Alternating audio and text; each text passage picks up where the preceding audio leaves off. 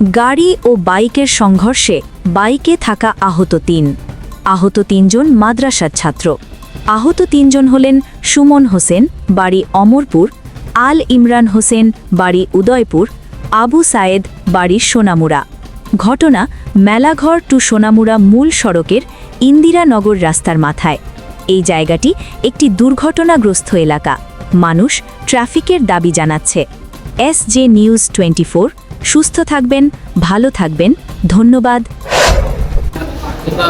মেলাঘর থেকে আমরা যাইতেছিলাম সোনামুড়া। হ্যাঁ, কুতুব থেকে সোনামুড়া যাইতেছিলাম। তো হঠাৎ করে দেখলাম যে একটা ব্রিজ আছে না, মেলাঘর ব্রিজের থেকে হঠাৎ করে বোলারো গাড়ি একটা এসে বাড়ি। কি গাড়ি বাড়ি দিছো তোমরা? বোলারো গাড়ি। বোলেরো গাড়ি। গাড়ি চিনছুনি তোমরা? গাড়ি ড্রাইভার আমরা চিনি। চিনছো না? ওইখানে লোকেরা অনেক চিনি। তোমরা কই যেতে রইছলা? আমরা সোনামুড়া যাইতাম। তোমরা কি মাদ্রাসা স্টুডেন্ট? জি এটা ঘটনাটা হচ্ছে কি কলম খেতে ওই যে রাস্তার মাথা? জি, ব্রিজের পাশে। কি নাম? আমার নাম আবু সাইদ। আর তোমার লোকে যারা আসলো তার নাম কি? তার একজনের নাম আল ইমরান, আরেকজন আছে সুমন। তোমরা এক বাইকে কি তিনজন আসলা? এক ব্যাগে তিনজন আছে। কি বাইক আসলো এটা? Pulsar bike. পরে দেখে একটা ঘটনাতে ওই দিকে কলমঘাট থেকে একটা দিয়ে গাড়ি আসছিল।